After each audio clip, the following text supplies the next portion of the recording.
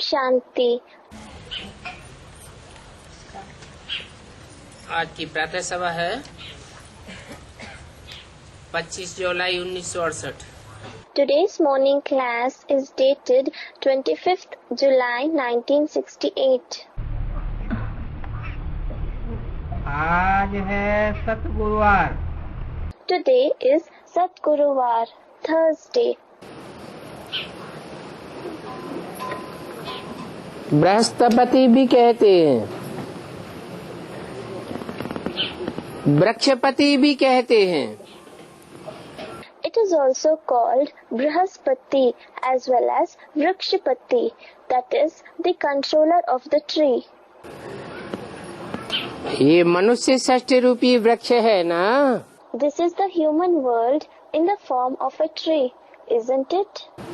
सारे वृक्ष का पति कहो, पिता कहो, या सारे वृक्ष का बीज कहो।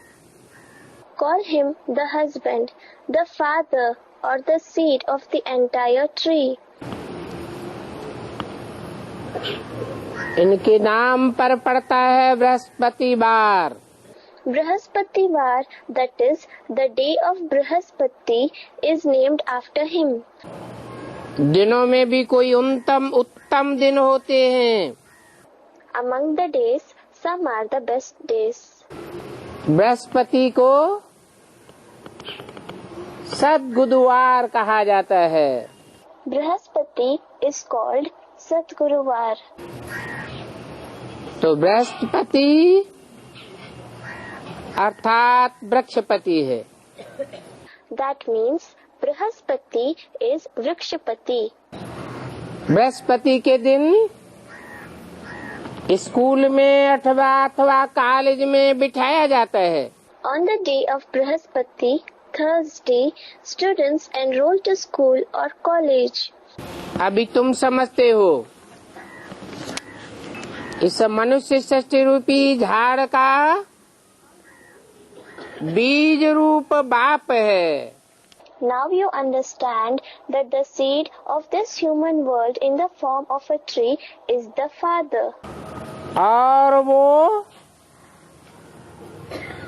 मनुष्य सृष्टि का बीज है। He is the seed of the human world. आत्माओं का बाप है Shiv. Shiv is the father of the souls. वो भी बेहद का बाप है। He is an unlimited father. और झाड़ का बीज मनुष्य सृष्टि का बीज वो भी बेहद का बाप है। And the seed of the tree, the seed of the human world, is also an unlimited father. और जो अकाल मूर्त बाप है, जिसको काल खा नहीं सकता, The immortal father, Akal Murt, is the one who cannot be devoured by death. फिर भी वो मूर्त रूप है। Yet he has a corporeal form. मूर्त माने साकार, Murt means corporeal. अमूर्त माने निराकार। Amurt means formless. मूर्त रूप होते हुए भी काल उसको खा नहीं सकता, इसलिए कहते हैं अकाल मूर्त। Even though he has a corporeal form, he cannot be devoured by death. That is why he is called immortal. और उस अकाल मूर्त बाप के तुम अकाल मूर्त बच्चे हो। And you are the immortal children of that immortal father. कल्प के अंत में जब इस सारी सृष्टि पर Mahakal मंडराएगा, At the end of the cycle, when the great death, that is Mahakal, will hover all over this world, चारों ओर मौत का बाजार लगेगा। And when the market of death will come up everywhere, तो तुम अकाल मूर्त बच्चे स्थायी रहेंगे। at that time you, the immortal children, will be steady, that is safe. तुमको काल खा नहीं सकता। Death cannot devour you.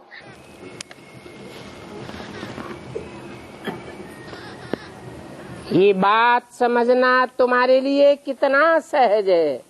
It is so easy for you to understand this. और धर्म की आत्माओं को तो काल खा जाएगा। The souls of the other religions will be devoured by death. उनके लिए समझना मुश्किल है। It is difficult for them to understand this. और तुम्हारे लिए भी मुश्किलात है सिर्फ याद की। And for you, remembrance is the only difficulty. याद से ही तुम्हारे विपरीत कर्म भस्म होते हैं। Your opposite actions are destroyed only through remembrance. जिन्हें विकर्म कहा जाता है। These opposite actions are called vikarm, that is actions opposite to Srimad. पाप कर्म कहा जाता है। They are called sinful acts. तुम्हारे पाप कर्म भस्म होते हैं तो तुम पतित से पावन बनते हो। You become pure from impure when your sinful acts are destroyed. इसमें ही माया इंटरफियर करती है। Maya interferes only in this. और कोई बात में माया की लड़ाई नहीं होती। The fight with Maya does not take place in any other topic. इस याद में ही लड़ाई होती है। A fight takes place only in this remembrance. अभी बाप समझाते हैं। Now the father explains. तुम बच्चों पर अविनाशी बेहद के बाप की दशा है। You children are under the influence of the imperishable, unlimited Father. Brihaspati की दशा है। You are under the influence of Brihaspati. दशाएं होती है ना। Planetary influences do occur, don't they? ऊंच ते ऊंच अच्छी ते अच्छी दशा है बृहस्पति की दशा। The highest and the best influence is that of Brihaspati, Jupiter. अविनाशी दशा है। It is the eternal influence, Avinashi Dasha. कहते हैं कि विनाश काल में 9 ग्रह आपस में टकराएंगे। It is said at the time of destruction, 9 planets will collide with each other. तो जो बड़े से बड़ा ग्रह बृहस्पति है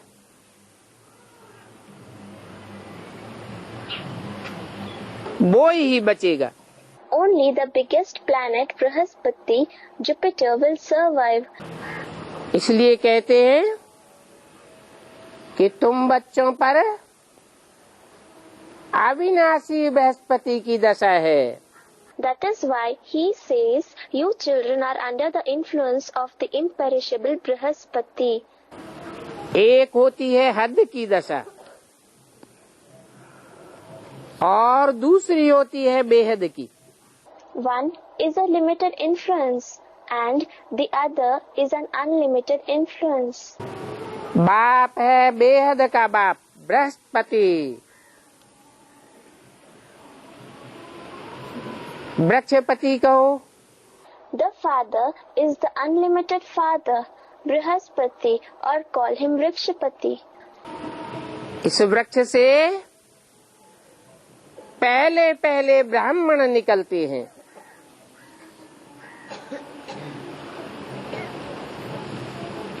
ब्रह्मा द्वारा। Firstly, the Brahmins originate from this tree through Brahma.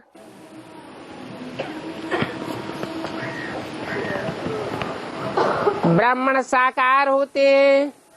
Brahmins are corporeal. कैसे बनते हैं? How do they become Brahmins? जिस तन में भी शिव बाप प्रवेश करते हैं उसका नाम ब्रह्मा रखते हैं। In whichever body the Father Shiv enters, he is named Brahma. Brahma के मुख से जो ज्ञान सुन करके धारण करते हैं और दूसरों को कराते हैं वो ब्राह्मण कहे जाते हैं। Those who listen and assimilate the knowledge given through the mouth of Brahma and also make others assimilate it are called Brahmins. ऐसे नहीं कि सारी सृष्टि विनाश हो जाती है। It is not so that the destruction of the whole world takes place. नहीं, No, तमो प्रधान शूद्र बन जाती है। it becomes Tamopradhan, Shudra. Tamopradhan, that is dominated by darkness or ignorance. Shudra, untouchable, a member of the fourth and the lowest division of the Indo-Aryan society. मनुष्य मात्र पतित बन जाता है। Every human being becomes impure. तब ब्रह्मा के तन में प्रवेश करके शिव बाप ब्राह्मणों की रचना रचते हैं। Then the Father Shiv creates Brahmins by entering the body of Brahma. बाप कहते हैं मैं वृक्षपति सत्य चित्त आनंद स्वरूप हूँ। The Father says, I, the Vrikshpati, am the embodiment of truth, life and bliss. सत्य माने सच्चा हूँ। Truth, that is Sat, means I am truthful. झूठे का नाम निशान नहीं। There is no sign of falsehood. नहीं तो झूठ खंड में सब मनुष्य आत्माएं झूठी हो जाती है। Otherwise, in the land of falsehood, all the human souls become false. तब बाप आकर के प्रवेश करते हैं और सत्य बात बता करके सत्य युग की स्थापना करते हैं। At that time, the Father comes and enters Brahma and establishes the golden age by revealing the truth. एक है सत्य, बाकी सभी है असत्य। Only one is true, all the rest are false. एक ही चित्त है, चैतन्य है। Only one is living, alive, Chaitanya. बाकी सभी की बुद्धि जर्जरीभूत हो जाती है। Everyone else's intellect becomes worn out, old and inert. एक ही सदैव आनंद स्वरूप है। Only one is always blissful. बाकी को दुख और क्लेश खा जाता है। Sorrow and misery divorce all the others. इसलिए फिर उसकी महिमा गाते हैं। That is why he is praised. ज्ञान का सागर है, सुख का सागर है, शांति का सागर है। He is the ocean of knowledge, the ocean of happiness, the ocean of peace. तुम ये भी जानते हो You also know that सतयुग में सभी देवताएं शांति का, पवित्रता का, सुख का सागर होते हैं। all the deities in the golden age are the ocean of peace, purity and happiness. उस समय भारत सुख, शांति, पवित्रता सभी का सागर था। At that time, India was the ocean of all virtues, happiness, peace, purity. संपत्ति का भी सागर था। It was also the ocean of wealth. उसको कहा जाता है विश्व में शांति। That is called peace in the world. अभी तुम देवता नहीं हो, At present, you are not a deity. तुम तो ब्राह्मण हो। In fact, you are a Brahmin. पुरुषार्थी ब्राह्मण हो। You are a Purusharthi Brahmin. Purusharthi, the one who does spiritual effort. संपूर्ण ब्राह्मण बनेंगे तब फरिश्ता सो देवता बनेंगे। When you become a complete Brahmin, you will become an angel and then a deity. दुनिया में तो सभी हैं शूद्र बुद्धि, Everyone in the world has a lowly intellect. क्षुद्र बुद्धि हैं, They have lowly intellect. उनकी है पाई पैसे की बुद्धि। Their intellect is worth only a penny. वास्तव में बाप की तरह तुम भी अकाल मूर्त बन जाते हो। In reality, you also become immortal like the Father. हर एक आत्मा अपने तख्त पर विराजमान है। Every soul is sitting on its throne. ये सभी ब्राह्मण चैतन्य अकाल तख्त हैं। All these Brahmins are living indestructible thrones. कहते हैं ना, कालों का काल महाकाल, जिसे कोई काल खा नहीं सकता। They say the death of the deaths, the great death, Mahakal, the one who cannot be devoured by death, don't they? ऐसी भ्रकुटी के बीच अकाल मूर्त विराजमान है, जिसको आत्मा कहा जाता है। The immortal one, which is called soul, is sitting in the center of the forehead.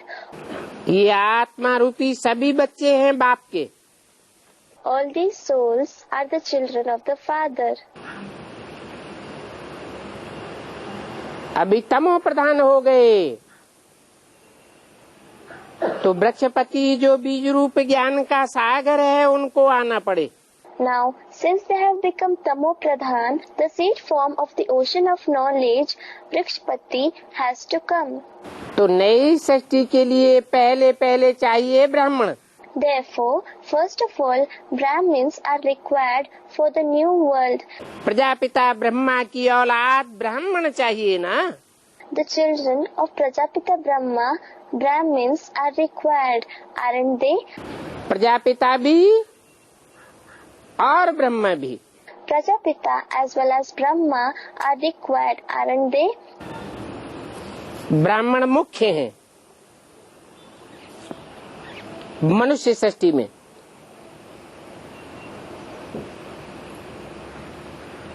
जो प्रजापिता ब्रह्मा के अडॉप्टेड चिल्ड्रन हैं, The Brahmins, the adopted children of Prajapita Brahma, are important in the human world.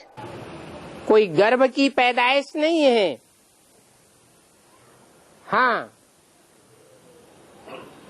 कोई मुख वंशावली है और कोई कुख वंशावली है। They are not born through the womb, but some are mouth-born progeny, some are lap-born progeny. मुख वंशावली ब्राह्मण वो हैं जो ब्रह्मा के मुख की निकली हुई बातों को मानते हैं। The mouth-born progeny Brahmins are those who believe in the words spoken through the mouth of Brahma. मुरली को मानते हैं, धारण करते हैं और दूसरों को धारण कराते हैं। They believe in the Murli and assimilate it, and they also make others assimilate it. कुख वंशावली ब्राह्मण वो है जो मुरली की बातों पर तो ध्यान नहीं देते। The lap-born progeny Brahmins are those who do not pay attention to the words said in the Murli. मुरली मुख से निकलती है ना।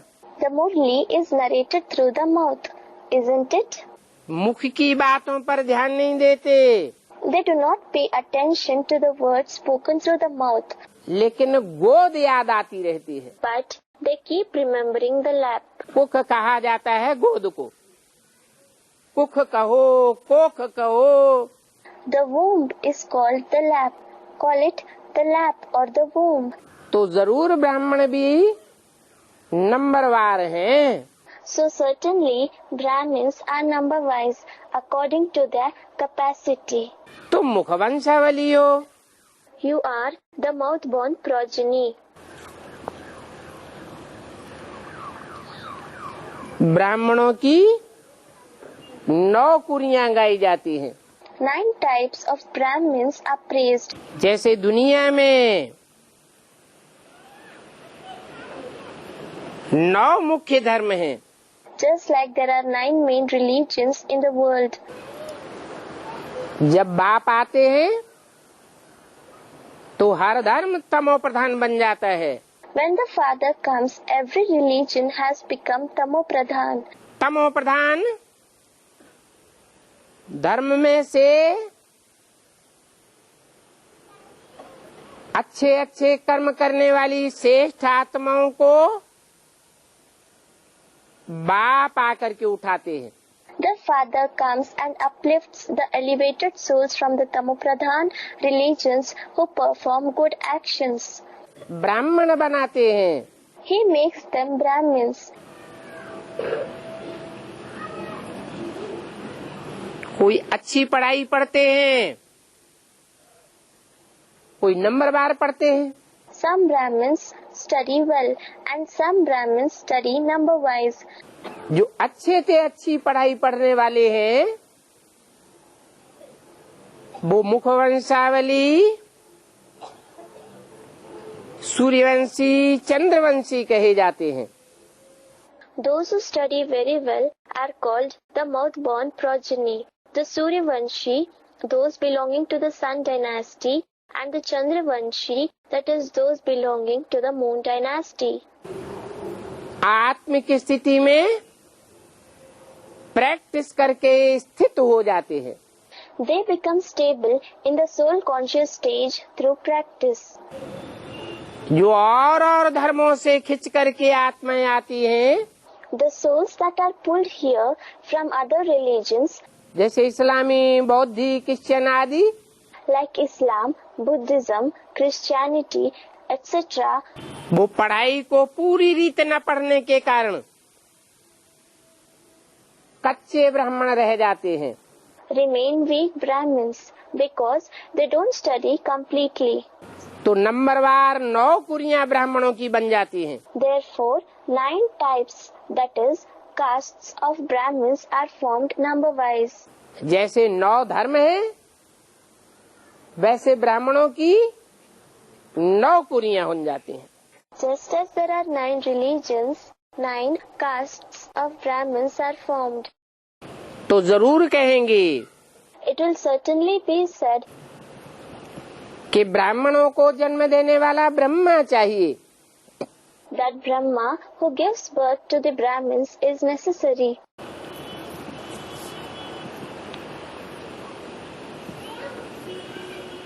तुम जानते हो शिव बाप को त्रिमूर्ति शिव कहा जाता है। You know that the Father Shiv is called Trimurti Shiv. 3 मूर्तियों में पहले ब्रह्मा चाहिए।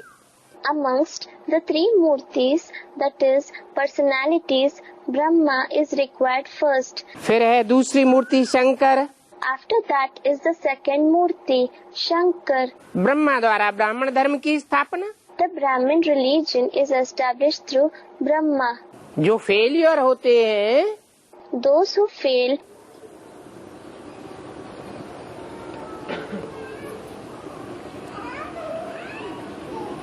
वो कम पद पाते हैं, achieve a low position. और जो पास होते हैं वो ऊंचे पद पाते हैं। And those who pass achieve a high position. Brahma की गोद में सब प्रकार के ब्राह्मण पलते हैं। All types of Brahmins are sustained in the lap of Brahma. फिर चाहिए विष्णु, जो श्रेष्ठ ब्राह्मणों की पालना कर सके। Then Vishnu is necessary, who can sustain the elevated Brahmins. परंतु श्रेष्ठ ब्राह्मण कैसे समझे जाएं? However, How can we recognize who the elevated Brahmins are? कैसे पता चले कौन श्रेष्ठ ब्राह्मण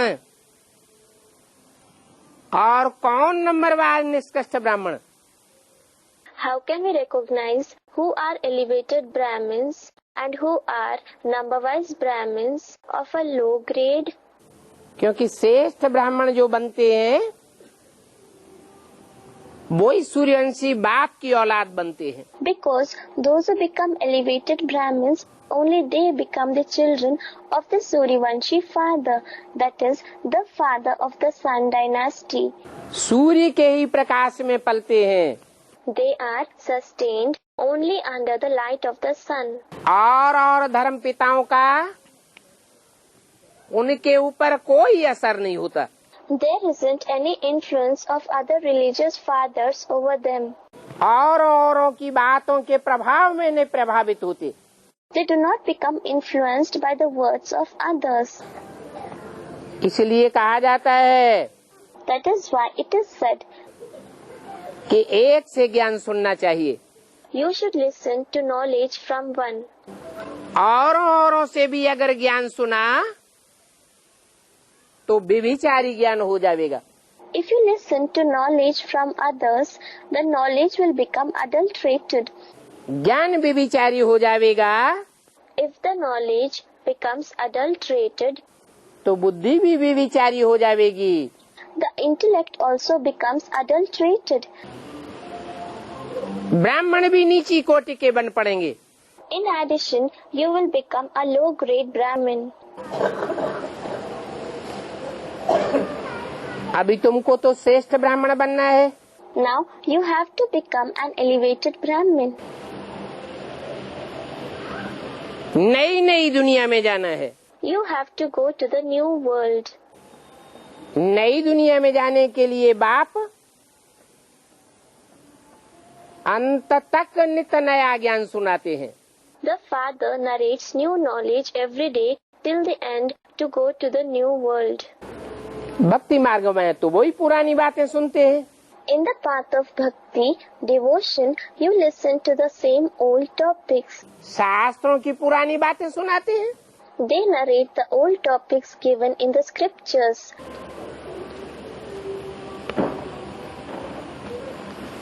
अभी तुम बच्चे ऊंचे ऊंचे बाप की औलाद बनते हो. Now your children become the offspring of the highest on high father. Brahma Vishnu Shankar में भी तीनों देवताओं को ऊंचे ऊंचे नहीं कहेंगे. Even among Brahma, Vishnu and Shankar, not all the three deities will be called the highest. इसलिए सूक्ष्म पुरियों में 3 नंबरवार मूर्तियां दिखाई जाती हैं. That is why 3 murtis are shown number-wise in the subtle abodes. Brahmapuri, उससे ऊपर विष्णुपुरी और सबसे ऊपर Shankarpuri. The abode of Brahma, that is Brahmapuri, above that is the abode of Vishnu, Vishnupuri, and the abode of Shankar, Shankarpuri is the highest of all. क्योंकि शंकर ही ऐसा देवता है. It is because Shankar alone is such a deity. 33 crore देवताओं के बीच एक ही ऐसा देवता है जिसका नाम शिव के साथ जोड़ दिया जाता है. There is only one such deity among the 33 crore, that is 330 million deities, whose name is added to that of Shiv. बाकी विष्णु या ब्रह्मा का नाम शिव के साथ नहीं जोड़ा जाता. As for the rest, the name of Vishnu or Brahma is not added to that of Shiv. तो तुम बच्चों को बाप बहुत अच्छी रीति समझाते हैं. So the father explains to you children very nicely. जैसे बायजोली खेलते हैं ना, इसका भी अर्थ समझाया है. Just like they do a somersault, don't they? Its meaning has also been explained. बीज रूप है शिव बाबा. Shiv Baba is the seed form. बीज बाप को कहा जाता है. The father is said to be the seed. फिर है Brahma, After him there is Brahma. नाम ही है ब्रह्मा। ब्रह्मा ने बड़ी, माँ माने माँ। The name itself is Brahma. Brahm means big and Ma means mother. माँ द्वारा बच्चों की रचना होती है। The children are created through the mother. माँ मीडिया बनती है। The mother becomes the media, that is medium. माँ धरणी है। The mother is the earth. धरणी में बीज डाला जाता है। The seed is sown in the earth. बीज बाप को कहा जाता है। The father is called the seed. तो Brahma media, Therefore, Brahma is the media. Brahma के द्वारा नंबरवार ब्राह्मणों की रचना होती है। Number-wise Brahmins are created through Brahma. अभी नंबरवार ब्राह्मण रचे जा रहे हैं। At present, number-wise Brahmins are being created. Advance में नंबरवार बीजों की रचना हो रही है। In the advanced party, number-wise seeds are being created. और बेसिक में नंबरवार आधार मूर्त जड़ों की रचना हो रही है। And in the basic knowledge, number-wise supporting roots are being created. बीज से ही जड़ें निकलती हैं। The roots come out from the seed itself. वृक्ष में बीज पहले प्रत्यक्ष होता है या जड़ें पहले प्रत्यक्ष होती हैं? Is the seed revealed first or are the roots revealed first in a tree? बीज पहले प्रत्यक्ष होता है। Student, the seed. Is the seed revealed first? जड़ें पहले प्रत्यक्ष दिखाई पड़ती है। The roots become visible first. बाद में तना, पत्ते, टहनियाँ, फूल, फल। Later on, the trunk, the leaves, the branches, the flowers, the fruits are revealed. और बाद में फल के अंदर बीज प्रत्यक्ष होता है। And after that, the seed is revealed inside the fruit.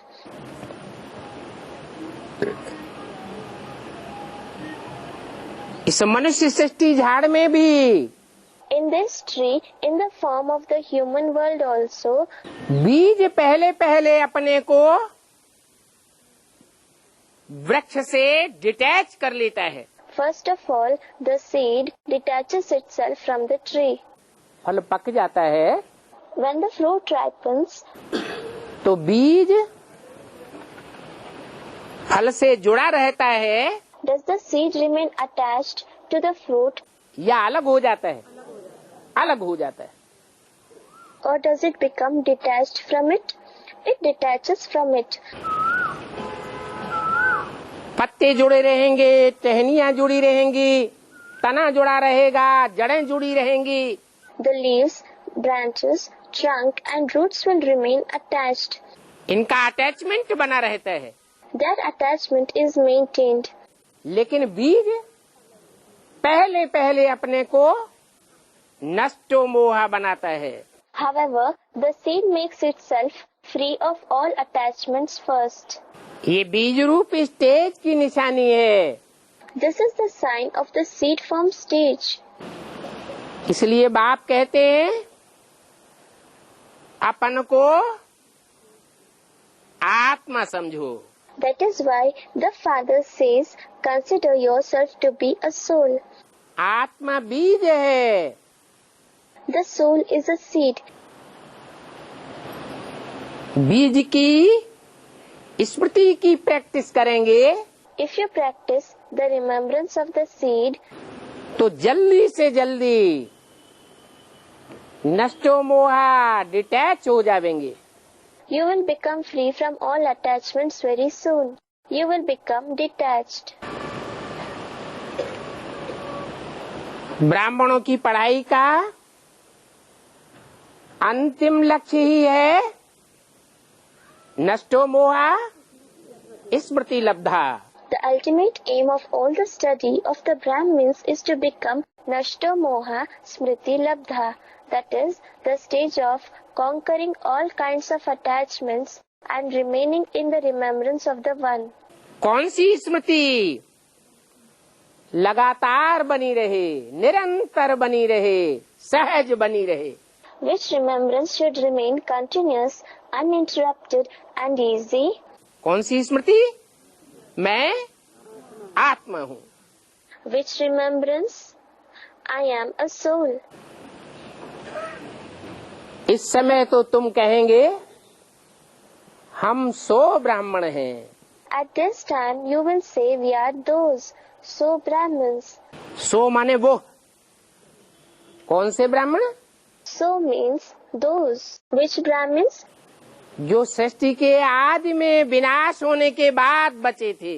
The Brahmins who survived at the beginning of the world after the destruction.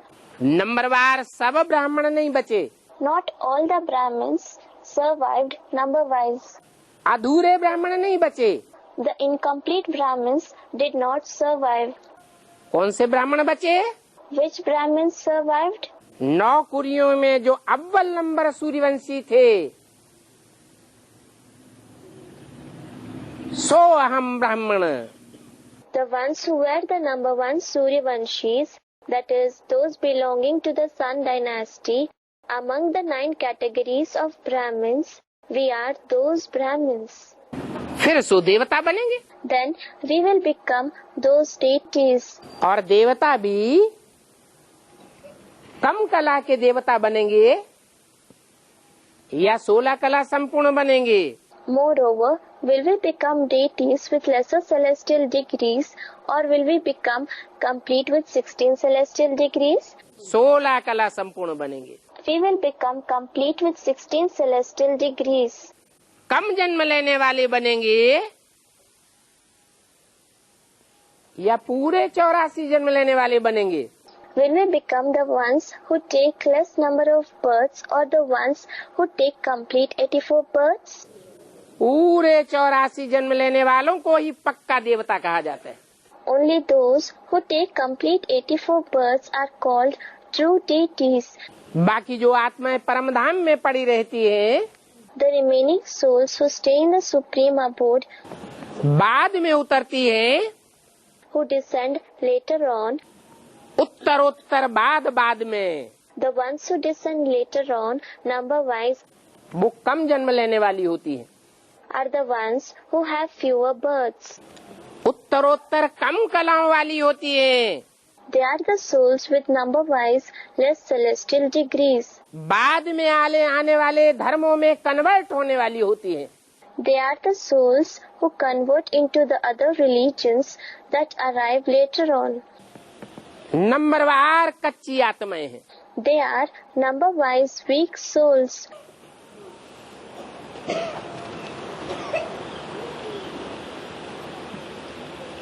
तुम ऑलराउंड पार्टधारी हो। You are an all-round actor. तुम इस सृष्टि रूपी रंगमंच के पक्के अनुभवी पार्टधारी हो। You are a well-experienced actor on this world drama stage. परंतु पहले तुम भी शूद्र बुद्धि बनते हो। However, you too become the one with a Shudra Buddhi, that is, a degraded intellect, first of all. अल्प बुद्धि को शूद्र बुद्धि कहा जाता है। A foolish intellect is called a degraded intellect. जो शूद्र बुद्धि होते हैं, Those who have a Shudra Buddhi, अल्प बुद्धि होने के कारण because of having a foolish intellect, बाप को नहीं पहचान पाते। they are not able to recognize the Father. परंतु बाप ही आकर तुम शूद्र बुद्धि बच्चों को पुरुषोत्तम बुद्धि बनाते हैं। But the Father himself comes and makes you Shudra Buddhi children, the ones with Purushottam Buddhi, that is an elevated intellect. पुरुष आत्मा को कहा जाता है। The soul is called Purush. आत्माओं में उत्तम बुद्धि तुम बनते हो। You become the ones with the highest intellect among the souls. तुम बाप को पहले पहचानते हो। You recognize the Father first. पुराने ब्राह्मण 70 साल से चलने वाले, The old Brahmins who have been following the knowledge for 70 years वो बाप को नहीं पहचानते, और तुम do not recognize the Father. What about you? तुम बाप को पहले पहचानते हो। You recognize the Father first. तो क्या कहेंगे, क्षुद्र बुद्धि या उत्तम बुद्धि? So, what will you be called? Will you be called the one with Shudra Buddhi or Uttam Buddhi, that is an elevated intellect? उत्तम बुद्धि कहेंगे। You will be called the one with Uttam Buddhi. इसलिए तुम नर से नारायण और नारी से लक्ष्मी जैसे बनते हो। That is why you become Narayan from Nar, that is a man, and Lakshmi from Nari, that is a woman. बाप ही हीरे जैसा पारस बुद्धि बनाते हैं। The Father makes your intellect similar to a diamond, Paras Buddhi, that is the stage of the intellect where the intellect of anyone who comes in their company transforms. हीरा चमक मारता है ना? A diamond shines, doesn't it? तुम भी इस दुनिया में ज्ञान की चमक मारते रहेंगे। You will also keep shining with knowledge in this world. जैसे 9 लाख सितारे आसमान में गाए जाते हैं, Just like 900,000 stars in the sky are praised, सितारे रात में चमक मारते हैं ना? the stars shine in the night, don't they? ऐसे तुम भी जब दुनिया में विनाश बरपा होगा, तुम ज्ञान की चमक मारते रहेंगे। Similarly, when there will be destruction in the world, you will keep shining with knowledge. वो हैं आसमान के जड़ सितारे, Those stars in the sky are inert, और तुम हो धरती के चैतन्य सितारे। and you souls are living stars on earth. ऐसे सितारे बनते हो जो पारस बुद्धि बन जाते हो। You become such stars whose intellect is like Paras. जैसे पारस पत्थर का गायन है ना, Like there is the praise of the Paras stone, isn't there? जहाँ जहाँ लोहे से स्पर्श किया जाता है तो कहते हैं लोहा भी सोना बन जाता है। It is said that wherever the Paras stone touches iron, the iron converts into gold. वास्तव में ये तुम्हारा गायन है। In reality, this is your praise. दुनिया की तमो प्रधान गलीज आत्माएं जो भी तुम्हारे संसर्ग में आती हैं, संपर्क में आती हैं, संबंध में आती हैं, The Tamopradhan, dirty souls of the world that come in your contact, connection, relation, तुम्हारे नजदीक पहुंचने मात्र से ही वो श्रेष्ठ बुद्धि बन जाती हैं। they become the ones with an elevated intellect just by coming close to you.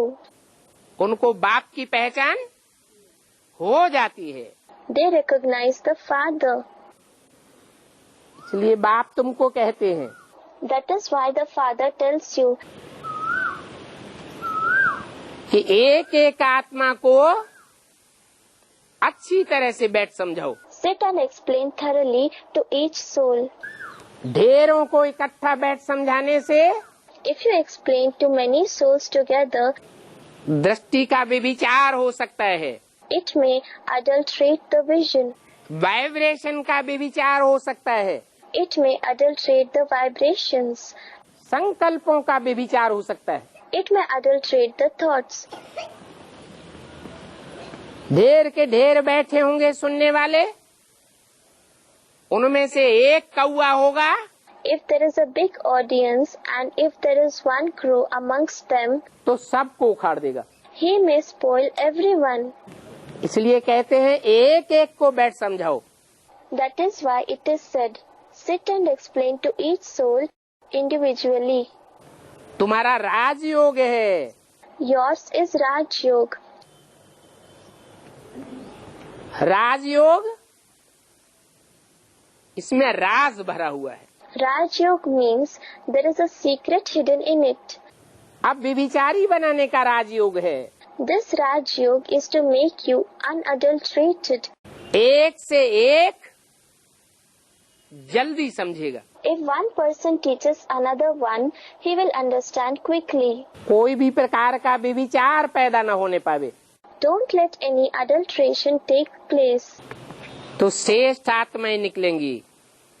Then the elevated souls will come up. तुम्हारा राजयोग, तुम्हारा ज्ञान योग सहज भी है और श्रेष्ठ भी है। Your Raj Yoga and your Gyan Yoga are easy as well as elevated. तुम राजाएं बनाते हो। You make kings. राजा बनाने और बनने की कला बाप तुमको सिखाते हैं। The father teaches you the art of making kings as well as becoming kings. राजाएं श्रेष्ठ होते हैं। The kings are elevated. प्रजा को श्रेष्ठ थोड़े ही कहेंगे। The subjects will not be called elevated. प्रजा ढेर की ढेर होती है There are many subjects और राजाएं बहुत थोड़े होते हैं। and there are very few kings. श्रेष्ठ थोड़े होते हैं और निष्कृष्ट ज्यादा होते हैं। There are very few elevated ones and there are more lowly ones. तो तुम राजाएं तैयार करते हो। Therefore you make kings. वो ब्राह्मण तो ढेर की ढेर हुजूम इकट्ठा करते हैं। Those Brahmins gather a lot of crowd. जैसे भक्ति मार्ग में गुरु लोग ढेर का ढेर मजमा लेकर के लाखों को बैठ जाते हैं। This is similar to the path of devotion, Bhakti Marg, where the gurus sit gathering a crowd of 100,000 people. बैठ के उपदेश देते हैं। राजा तो कोई बनता ही नहीं। They sit and preach. No one becomes a king at all. सुनते हैं और पल्लू झाड़ के चले जाते हैं। They listen to it through one ear and leave it out through another ear. तुम्हारा ज्ञान ऐसा नहीं है। Your knowledge is not like that. तुम एक एक के पीछे बैठ कितनी मेहनत करते हो। You put in so much effort to explain to every single soul. तो प्रदर्शनी करते हैं। They organize exhibitions. एक ही प्रदर्शनी में एक ही दिन में कितने ढेर बैठ करके सुनते हैं। So many sit and listen to knowledge on a single day in a single exhibition. उससे प्रजा बनती है। This makes subjects. जड़ चित्रों के म्यूजियम में कितने ढेर के ढेर आते हैं, उससे भी प्रजा बनती है। Lot of people visit the museum of inert pictures. That also makes subjects. तुम तो चैतन्य म्यूजियम तैयार करते हो। You create the museum of living pictures. क्योंकि आपन को चैतन्य स्टार आत्मा समझते हो। Because you consider yourself to be a living star, a soul. Practice पक्की हो जाएगी। Your practice will become strong. तो तुम्हारी तीसरे नेत्र रूपी आत्मा स्टार के मुआफिक चमकती हुई दिखाई देगी। So your third eye-like soul will appear like a shining star. फरिश्ता दिखाई देंगे। You will appear like an angel. तुम्हें बोलने की भी दरकार नहीं पड़ेगी इतनी। You will not even be required to speak so much. तुम्हारी शक्ल को देख करके ही उनकी स्थिति फरिश्ते जैसी बन जाएगी। Just by looking at your face, their state will become like that of an angel. तो देखो, अभी शिव बाबा भी है संगम युग में। Therefore, look, now Shiv Baba is present in this confluence age, Prajapita भी है as well as Prajapita is present, और ब्रह्मा भी है। and Brahma is present too. Adopted बच्चे भी सामने बैठे हुए हैं। The adopted children are also sitting in front of him. सामने बैठ करके, सन्मुख बैठ करके तुम पढ़ाई पढ़ते हो। You study sitting face to face, sitting in front of the Father. अंदर से भी सन्मुख और बाहर से भी सन्मुख। You are face to face from inside as well as from outside. सन्मुख माने प्रीति बुद्धि। Being face to face, Sanmukh means having a loving intellect, Preet Buddhi. विमुख माने विपरीत बुद्धि। Facing the opposite side means having an opposing intellect. सामने बैठे भी अगर कोई के विपरीत संकल्प चलते हो, बाप में अनिश्चय के संकल्प चलते हो, If someone has opposing thoughts, if they have doubtful thoughts about the Father in spite of sitting in front of the Father, तो उनको सन्मुख कहेंगे या विमुख कहेंगे? will they be called Sanmukh or will they be called Vimukh? विमुख हो गए। They are Vimukh.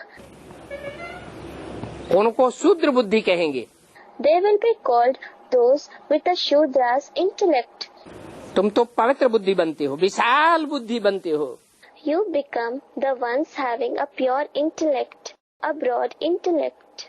ऐसे विशाल बुद्धि वाले फिर ब्राह्मण सो देवता बनेंगे। Those with such a broad intellect will become a deity from a Brahmin. अभी तुम ईश्वरीय बुद्धि बनते हो।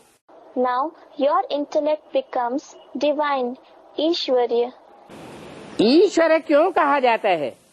Why do they call him Ishwar, that is God? कहते हैं श्रेष्ठ ते श्रेष्ठ है ईश्वर। They say God is the most elevated. ईश माने शासन करना, वर माने श्रेष्ठ। Ish means to rule and Var means elevated. जिसने इस दुनिया में आकर के श्रेष्ठ ते श्रेष्ठ शासन करके दिखाया।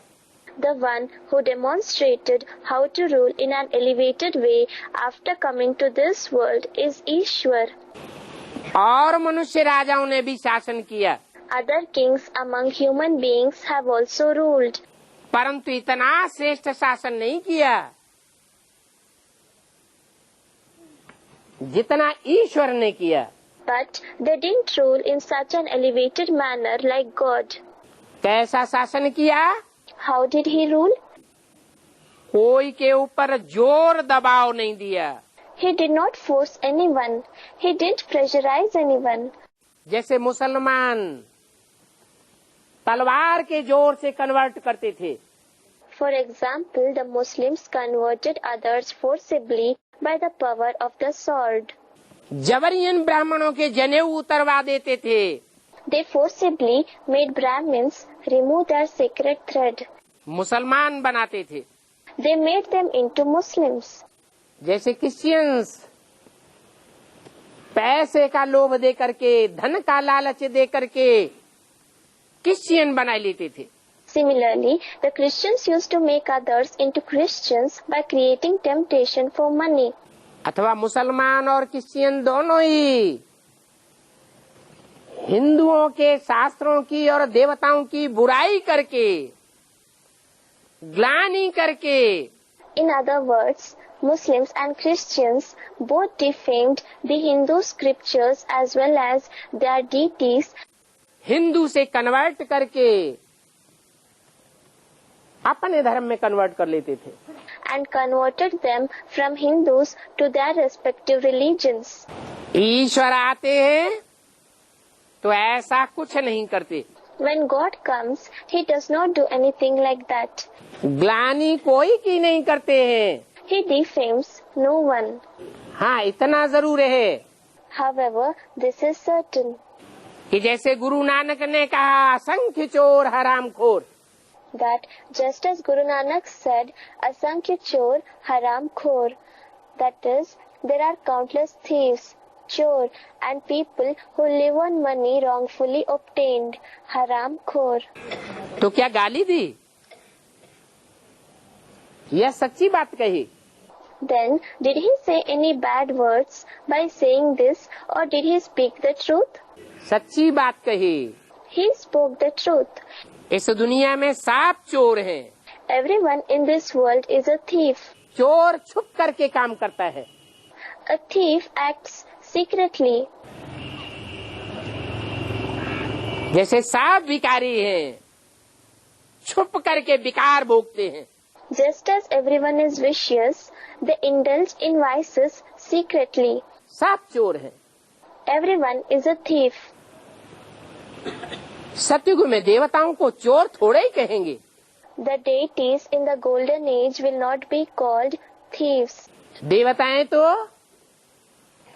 श्रेष्ठ इंद्रियों का सुख भोगने वाले होते हैं। The deities enjoy the happiness of the elevated organs. श्रेष्ठ इंद्रियों के आकर्षण से, श्रेष्ठ इंद्रियों के प्यार से संतान पैदा करते हैं। They conceive children through attraction and the love of the elevated organs. उसमें कोई लज्जा की बात नहीं है। There is nothing shameful about it. चोर की बात नहीं है। There is no question of theft there. ज्ञान के लिए कहा जाता है कि वो मनुष्य को देवता बनाता है। It is said for God that He makes a human being into a deity. कोई धर्म पिता मनुष्य को देवता बनने का ज्ञान नहीं देता। No religious father gives knowledge to make a man into a deity. मनुष्य को राजा बनने का ज्ञान नहीं देता। They don't give the knowledge to become a king from a man. राजा बनते भी हैं तो भिखारी राजाएं बन पड़ते हैं। Even if people become kings, they become vicious kings. वो राजाएं राजा बन करके अहंकार में आकर के कितना दुख देते हैं। Those kings become egotistic after they become kings and give so much sorrow. ईश्वर ऐसा राजा नहीं बनाता। God does not create such kings. Baahubali नहीं बनाता। He does not create kings who use physical power, that is, Bahubali. ईश्वर आते हैं When God comes, तो एक एक बच्चे के दिल पर शासन करते हैं। He rules over the heart of every child. दिल को जीतते हैं। He wins their heart. और दिल को जीतना, दिल के ऊपर शासन करना, ये प्यार के सागर का ही काम है। It is the task of only the ocean of love to win over the heart of the children, to rule over the heart of the children. नहीं तो 70 साल हो गए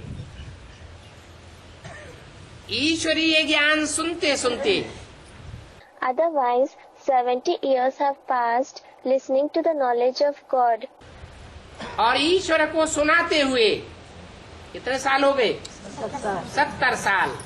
And for God narrating this knowledge, how many years have passed? 70 years have passed. वही बातें रोज रोज अभी भी पढ़ाते रहते हैं। He teaches the same topics regularly even now. और बच्चे